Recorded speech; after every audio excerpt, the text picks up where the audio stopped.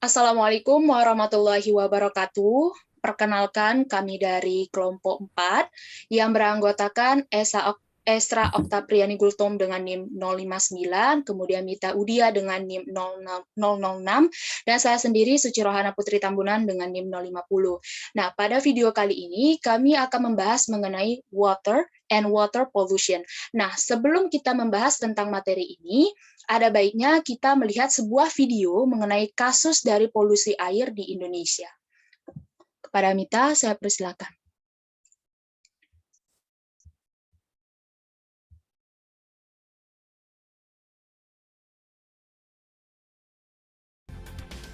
Lima Juni diperingati sebagai Hari Lingkungan Hidup Sedunia. Ironis, kondisi laut Indonesia kini berada dalam situasi kurang beruntung. Beberapa titik sudah jadi tempat pembuangan sampah.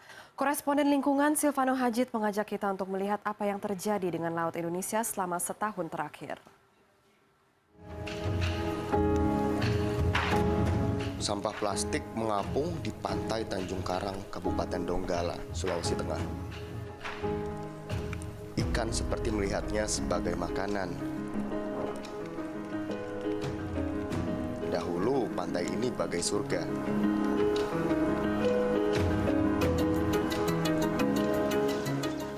Atau bangau yang kelaparan mencari makan di antara sampah yang tersangkut di bibir sungai menuju Laut Jakarta. Sampah-sampah ini terbawa aliran sungai mulai dari hulu. Padang Lamun, habitat ikan untuk regenerasi. Di sebagian perairan dangkal Kepulauan Seribu sudah dijajah sampah. Meskipun bagian lain masih dalam status baik. Bahkan, sampah sudah mengendap di kedalaman 10 meter. Apakah sampah-sampah ini pantas hidup berdampingan dengan terumbu karang yang sedang sekarat?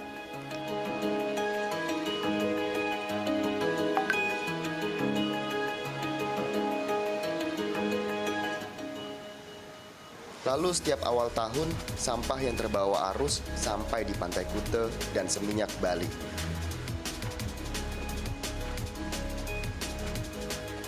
Atau Taman Nasional Komodo yang mulai terusik sampah. Dahulu pantai ini tempat berjemur komodo, namun sekarang mereka enggan datang kemari.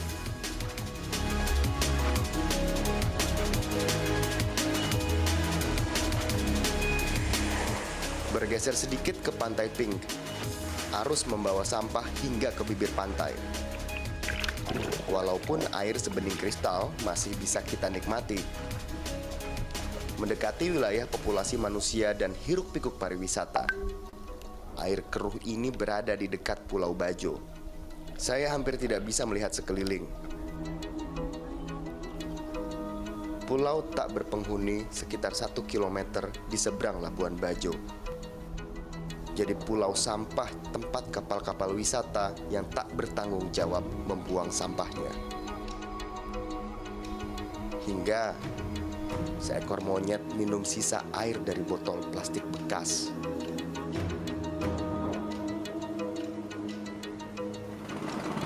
Kita sedang tak acuh dengan laut Indonesia. Padahal data terbaru memperlihatkan perilaku itu menyebabkan hampir seluruh perairan di Indonesia terkontaminasi mikroplastik. Partikel berukuran mikron yang tak kasat mata dan dengan mudahnya termakan ikan, lalu masuk rantai makanan. Silvano Hajid, CNN Indonesia.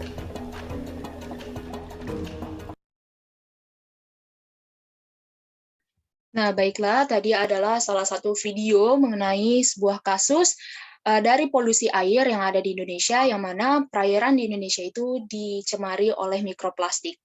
Nah, pada video kali ini, untuk membahas mengenai polusi air itu, ada beberapa hal yang akan kita bahas. Yang pertama, yaitu tentang eksistensi air, sifat fisika, sifat kimia air, jenis dan fungsi air, kemudian ada parameter kualitas air, penyebab polusi air, solusi polusi air, dan prototipe atau teknik pencegahan polusi. Nah, untuk pembahasan pertama mengenai eksistensi air akan disampaikan oleh saya sendiri. Nah, untuk eksistensi air, air itu adalah sebuah benda cair yang biasa ditemukan pada sumur, sungai, danau, dan memiliki titik didih 100 derajat Celcius. Air di bumi dalam bentuk cair dan berbentuk gas atau es di luar bumi. Nah, pada gambar ini kita bisa mengamati bahwa air yang berada di bumi itu hampir menyeluruh dalam bentuk bumi itu. Kalau misalnya kita lihat yang berwarna biru itu menunjukkan adanya air. Nah, air di permukaan bumi itu lebih dari 96% berupa air asin yang berada di lautan, dengan sumber daya air tawar itu terdiri dari air yang jatuh dari langit dan mengalir ke sungai. Sungai, danau, dan air tanah kemudian akan menyediakan air yang dibutuhkan oleh manusia setiap harinya untuk hidup. Nah, untuk massa dari lautan bumi itu diperkirakan sebesar 1,37 kali 10 pangkat 21 kg, yang artinya 0,023% dari total massa bumi, sekitar 6 kali 10 pangkat 24 kg, yang mana tambahan 5 kali 10 pangkat 20 kg air itu berada dalam bentuk es yang ada di danau, sungai, air tanah, dan uap air di atmosfer. Sehingga sejumlah besar air juga disimpan di kerak bumi, mantel bumi, dan inti bumi dalam bentuk mineral yang terhidrasi atau sebagai sejumlah kecil hidrogen yang terikat pada atom oksigen dalam mineral anhidrat. Nah, ternyata untuk eksistensi air ini sekitar 71%-nya permukaan bumi itu tertutup oleh air, dan lautan itu dapat menampung sekitar 97% dari seluruh air di bumi. Selanjutnya, nah, berikut ini adalah tabel untuk letak air di bumi, yang mana bisa kita amati untuk sumber air, itu ada beberapa, kemudian ada volume air dalam satuan sentimeter kubik, kemudian ada volume air dalam satuan kilometer kubik, dan juga untuk persentase air bersih, air, dan juga untuk total air. Nah, bisa teman-teman amati.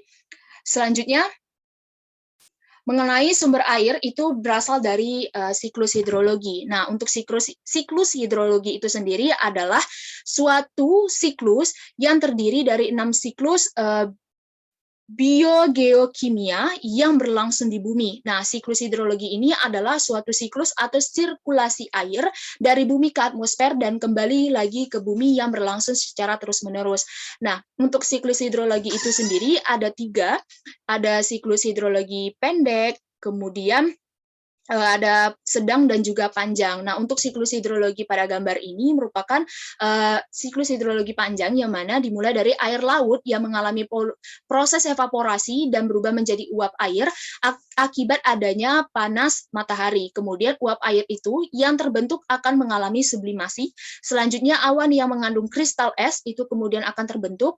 Lalu awan yang mengalami proses adveksi itu akan bergerak ke daratan, sehingga awan itu akan mengalami presipitasi dan akan turun sebagai salju. Selanjutnya salju itu akan terakumulasi menjadi gletser, lalu gletser akan mencair kembali karena pengaruh dari suhu udara dan juga membentuk aliran sungai, hingga pada akhirnya air yang berasal dari gletser itu akan mengalir di sungai untuk menuju laut kembali, dan begitu terus membentuk siklus hidrologi.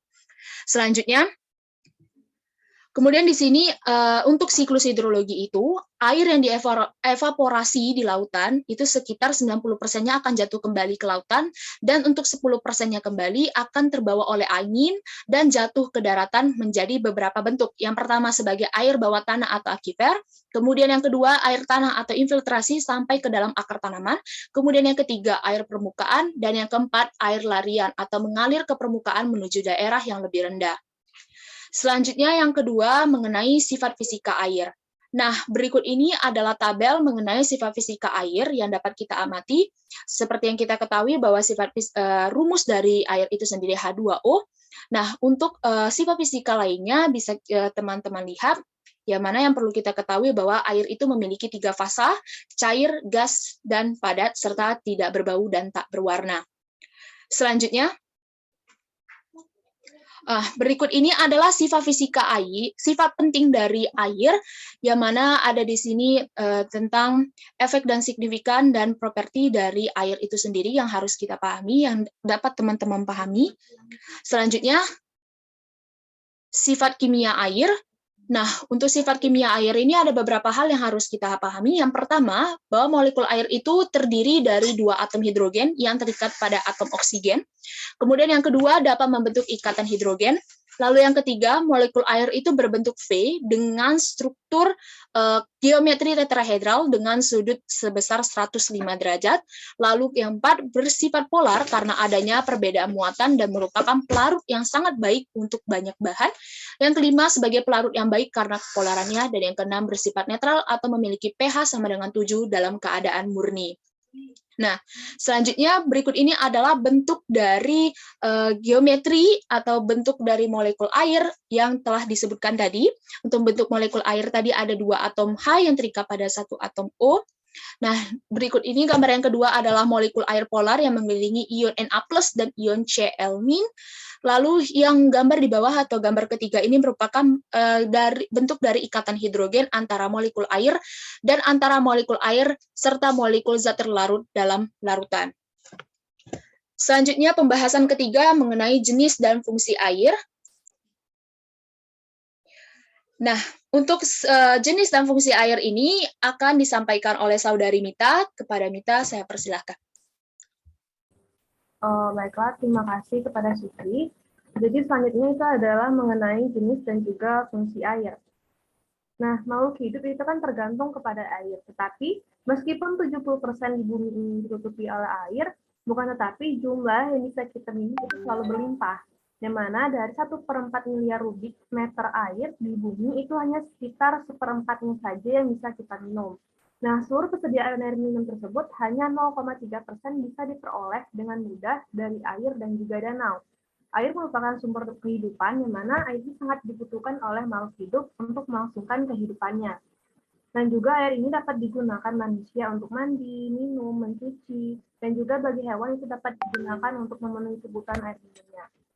Serta begitu pula bagi tumbuh-tumbuhan. Selanjutnya, air itu mengandung berbagai jenis unsur ataupun senyawa kimia dalam jumlah yang bervariasi. Contohnya itu ada natrium, fosfat, kalsium, nitrit, amonium, dan lain-lainnya. Nah, jumlah unsur ini yang terkandung itu tergantung dengan kualitas udara dan juga tanah yang dilalui oleh air tersebut. Air dapat berubah wujud menjadi bentuk uap, cairan ataupun es yang bergantung pada suhu lingkungan yang di sekitarnya. Volume air yang di bumi itu sebanyak 11 triliun galon ataupun setara dengan 1.386 km kubik, yang mana dirincikan itu sekitar 97% berupa air laut, 2% berupa gunung es yang ada di kutub bumi, kemudian ada 0,75% itu berupa air tawar, yaitu ada mata air, sungai, danau, air, tanah, dan juga sisanya itu berupa uap air. Beberapa jenis air itu yang pertama ada air hujan, yang mana air ini dalam keadaan murni, sangat bersih tetapi memiliki sifat yang agresif, terutama terhadap pipa-pipa, penyalur maupun bak-bak reservoir, sehingga hal ini akan mempercepat terjadinya korosi ataupun karat. Namun, air ini memiliki sifat lunak, sehingga akan boros terhadap pemakaian sabun. Yang kedua itu ada air permukaan, yang mana air permukaan ini adalah air hujan yang mengalir di permukaan bumi yang setara pada tempat ataupun wadah atas permukaan yang ada di daratan, yaitu ada sungai, rawa, bendungan, danau, dan lain-lainnya. Air permukaan ini ada beberapa macam, yaitu ada pertama ada air sungai, yang kedua itu ada air rawa atau air danau, yang ketiga itu ada air tanah, yang keempat itu ada air sumur dangkal, yang kelima itu ada air sumur dalam, dan lain-lainnya. Yang mana kualitas air ini tidak hanya mempengaruhi kesehatan, namun juga keselamatan dan juga kualitas dari hidup generasi berikutnya. Selanjutnya itu adalah mengenai parameter kualitas air. Nah, air ini mempunyai beberapa persyaratan kualitas tertentu dan tergantung pada kualitasnya, yang mana peruntukan air ini akan sangat digunakan. Persyaratan kualitas air dari industri itu berbeda dengan persyaratan kualitas air untuk keperluan pertanian. Demikian pula dengan keperluan minuman, perikanan, dan lain-lainnya. Nah, penyimpangan terhadap kualitas yang telah ditentukan akan menyebabkan gangguan pada berbagai keperluan yang telah disebutkan tadi. yang mana parameter air penting itu ada parameter fisik, kimia, biologis, radiologis, yang mana secara fisika itu penyediaan air bersih itu yang pertama melalui adanya kekeruhan, yang mana air keruh itu adalah air yang mengandung partikel pada tersuspensi yang dapat berupa zat-zat yang berbahaya bagi kesehatan. Di samping itu, air keruh itu juga untuk disinfeksi karena mikroba patogen dapat terlindungi oleh partikel tersebut. Yang kedua, warna. Yang ketiga, rasa dan bau, yang mana air yang tidak tawar mengindikasikan adanya zat-zat tertentu di dalam air tersebut. Dan juga air berbau dapat disebabkan karena adanya proses penguraian bahan organik yang terdapat di dalam air. Lalu yang keempat itu ada endapan. Kemudian ada parameter secara kimia. Secara kimia ini yang pertama ada organik, yaitu ada karbohidrat, minyak, lemak, pestisida, fenol, protein, dan juga deterjen. Yang mana pada organik ini itu ada yang bersifat karsinogenik, yang kedua itu ada yang tidak bersifat karsinogenik bagi manusia. Kemudian itu ada anorganik. Anorganik ini ada yang lainnya, ada kesadahan, klorida, logam berat, nitrogen, pH, fosfor, belerang, dan bahan-bahan beracun lainnya. Yang terakhir itu adalah gas-gas, antara lain itu ada hidrogen, sulfida, metan, dan juga oksigen. Kemudian itu ada secara biologi. Biologinya ada bakteri, binatang, tumbuh-tumbuhan, protista, dan juga virus. Yang terakhir itu ada secara radiologi. Secara radiologi ini itu dapat menimbulkan efek kerusakan sel, di mana kerusakan ini dapat berupa kematian ataupun perubahan dari komposisi genetiknya. Yang pertama itu ada konduktivitas atau daya hantar, kemudian itu ada resistivitas, dan juga ada PTT atau TDS, yaitu ada kemampuan air bersih untuk menghantarkan arus listrik. Kemudian itu beberapa kriteria parameter dari kualitas air. Yang pertama itu ada DO atau dissolved oxygen, yang mana itu adalah kadar oksigen yang terlarut di dalam air, yang mana semakin tinggi nilai DO-nya itu, maka air tersebut akan semakin baik. Pada suhu 20 derajat Celcius, di mana tingkat DO maksimal ialah 9 ppm. Yang kedua itu ada BOD atau biological oxygen demand, itu adalah tingkat permintaan oksigen oleh makhluk hidup dalam air tersebut.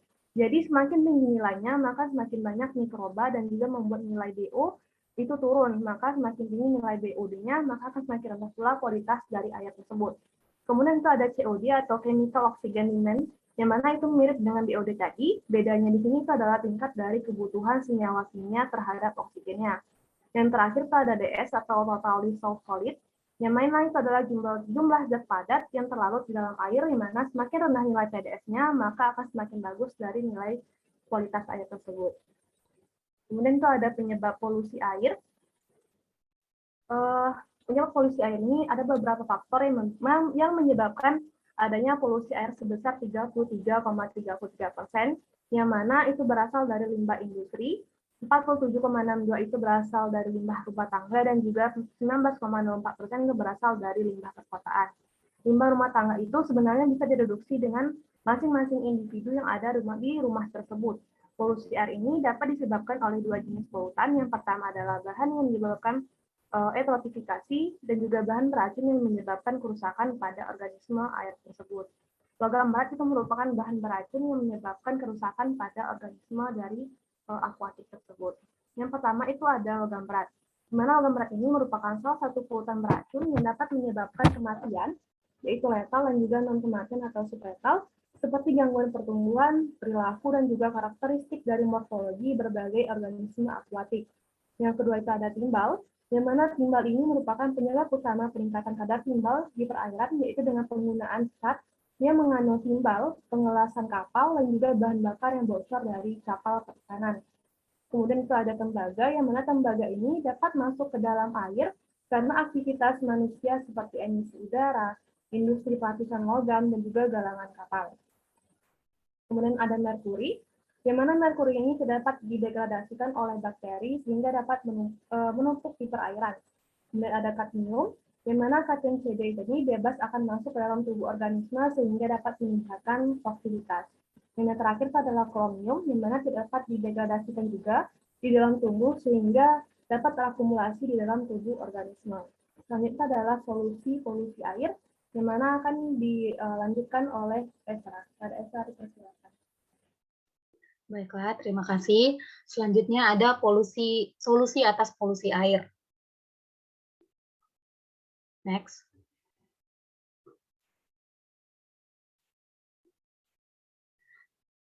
Nah, pencemaran air ini dapat memberikan dampak yang sangat merugikan terhadap manusia, hewan, maupun lingkungan, serta ekosistem di sekitarnya, di mana pencemaran air ini dapat mengakibatkan gangguan kesehatan, kerusakan lingkungan, serta terganggunya keseimbangan ekosistem. Nah, untuk mengatasi pencemaran air ini dapat dilakukan usaha preventif, misalnya dengan tidak membuang sampah dan limbah industri ke sungai, di mana kebiasaan membuang sampah ke sungai dan sembarang ini hendaknya itu diberantas dengan memberlakukan peraturan-peraturan yang diterapkan di lingkungan masing-masing secara konsekuen. Selanjutnya.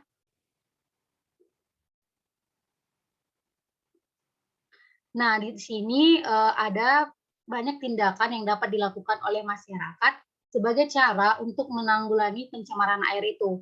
Yang pertama itu tidak membuang sampah atau limbah cair ke sungai, danau, laut, dan lain sebagainya. Kemudian tidak menggunakan sungai atau danau untuk tempat cuci truk, mobil, dan sepeda motor. Kemudian tidak menggunakan sungai atau danau untuk wahana memandikan ternak dan sebagai tempat kakus. Lalu tidak meminum air dari sungai, danau, atau sumur tanpa dimasak terlebih dahulu.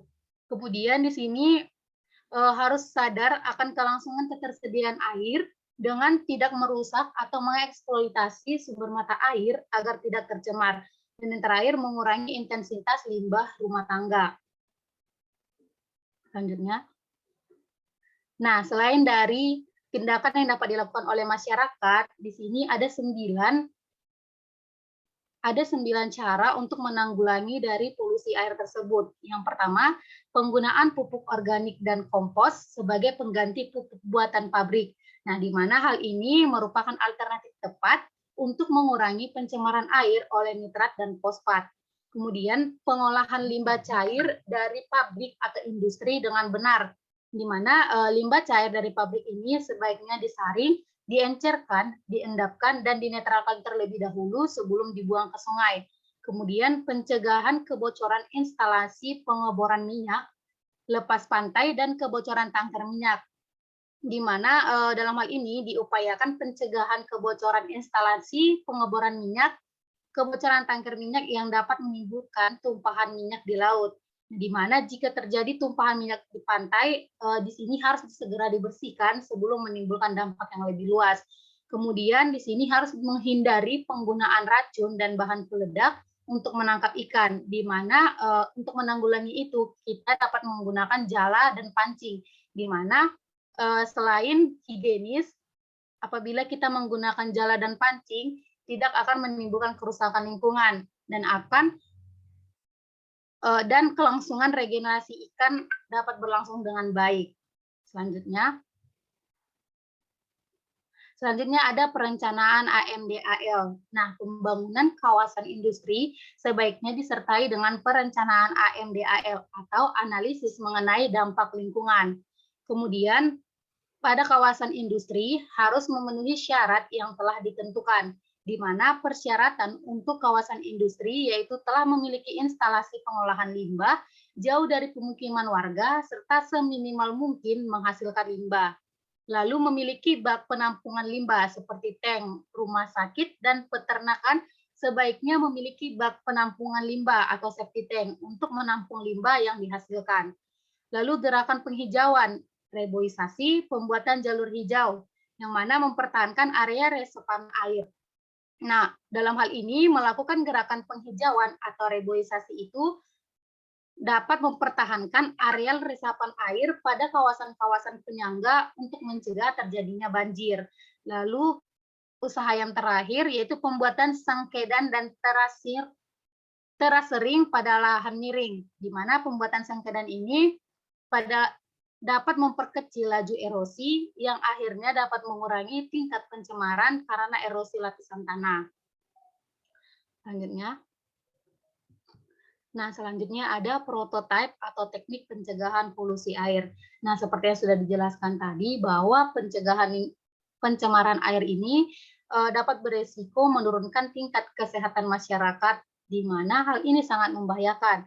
Nah, di mana dampak terbesar dari akses terhadap sumber air bersih ini menjadi semakin sulit akibat menurunnya fungsi dan kemampuan sumber-sumber air. Nah, oleh karena itu, pengawasan dan pencegahan pencemaran air ini menjadi sangat penting untuk diperhatikan, di mana teknologi digital dan komputasi dapat diterapkan untuk mendeteksi pencemaran air, sehingga upaya pencegahan dapat dilakukan sedini mungkin guna menghindari kerusakan lingkungan dan kekurangan air. Yang mana salah satu teknologinya ini yaitu sensor solid state, di mana untuk mengatasi persoalan pencemaran air, model pemantauan pencemaran secara online dapat digunakan sebagai sistem peringatan dini, di mana dalam sistem ini dalam sistem pemantauan pencemaran secara daring atau online, sensor memegang peranan utama yang mempunyai fungsi sebagai tempat terjadinya interaksi langsung dengan bahan pencemar yang akan dideteksi. Slide selanjutnya.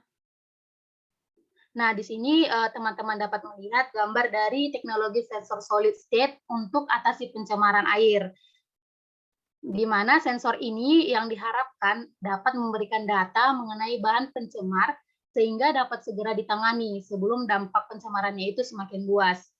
Di mana pemantauan pencemaran ini memiliki banyak keunggulan dibandingkan pemantauan secara konvensional.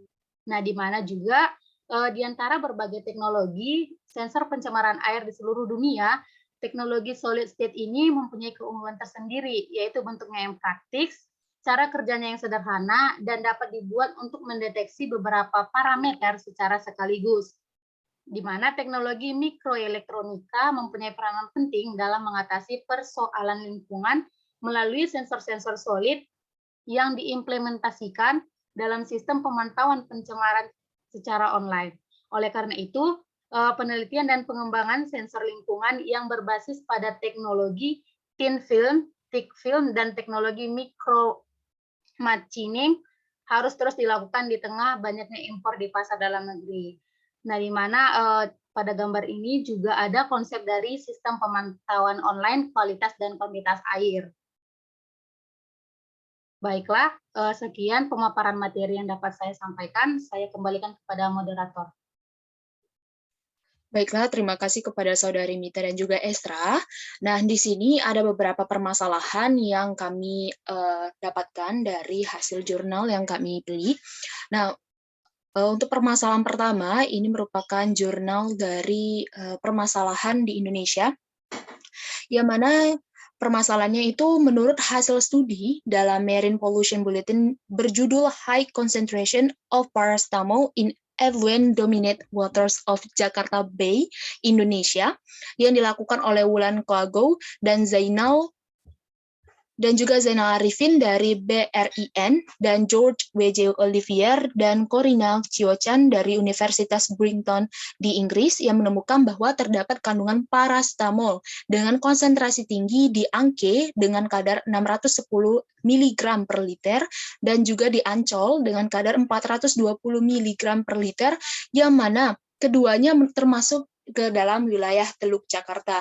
Nah, berdasarkan kasus ini, bagaimana pendapat saudara mengenai faktor penyebab dan dampak berkelanjutan dari kandungan paracetamol dalam air? Selanjutnya, permasalahan yang kedua juga berasal dari permasalahan di Indonesia, yang mana menurut hasil studi yang dilakukan oleh Francis Liao yang berjudul Efektivitas Undang-Undang Nomor 32 Tahun 2009 tentang perlindungan dan pengelolaan lingkungan hidup terhadap pencemaran air akibat usaha laundry di Kota Batam, yang disebutkan bahwa adanya pencemaran air yang diakibatkan oleh usaha laundry. Nah, usaha laundry tersebut merupakan salah satu bisnis yang sangat membantu perekonomian masyarakat, namun jika ini diteruskan maka akan berdampak pada tingkat polusi limbah domestik di lingkungan, dan itu mungkin menjadi ancaman serius bagi pencemaran lingkungan di masa depan. Nah, menurut saudara, langkah apa yang dapat dilakukan oleh pemerintah yang mana dapat membantu perekonomian masyarakat, namun pencemaran lingkungan terutama air dapat teratasi dengan baik? Selanjutnya, permasalahan ketiga, ini berasal dari permasalahan internasional, yang mana penelitian yang dilakukan di sekitar daerah industri gula tebu di daerah aliran sungai Koti Gandak, daratan Gangga di India, yang menunjukkan bahwa konsentrasi dari kebanyakan logam dipengaruhi oleh kegiatan industri dan praktik-praktik pertanian sekitarnya. Nah, hal ini dibuktikan dengan peningkatan konsentrasi logam berat di tanah maupun akuifer. Nah, logam seperti Pb, Cu, dan Zn dalam tanah di sekitar set industri ditemukan signifikan lebih tinggi daripada nilai normal mereka di dalam tanah. Limbah pabrik gula ketika dibuang ke lingkungan juga menimbulkan bahaya kesehatan yang serius bagi penduduk pendesa dan semi perkotaan. Nah, berdasarkan hasil penelitian tersebut, apakah upaya atau kebijakan yang dapat dilakukan untuk menanggulangi pembuangan logam berat, yaitu hasil limbah pabrik gula yang dapat menimbulkan polusi terhadap air dan menimbulkan dampak berbahaya bagi masyarakat. Nah, untuk 3 permasalahan ini akan kita bahas bersama-sama nantinya. Selanjutnya, berikut ini adalah lampiran-lampiran yang kami dapatkan. Nah, sekian hasil pemaparan kami mengenai water and water pollution. Terima kasih atas segala perhatiannya dan mohon maaf atas segala kekurangan dan juga kesalahan. Kami akhiri, wabillahi taufik walhidayah. Wassalamualaikum warahmatullahi wabarakatuh. Terima kasih. Terima kasih.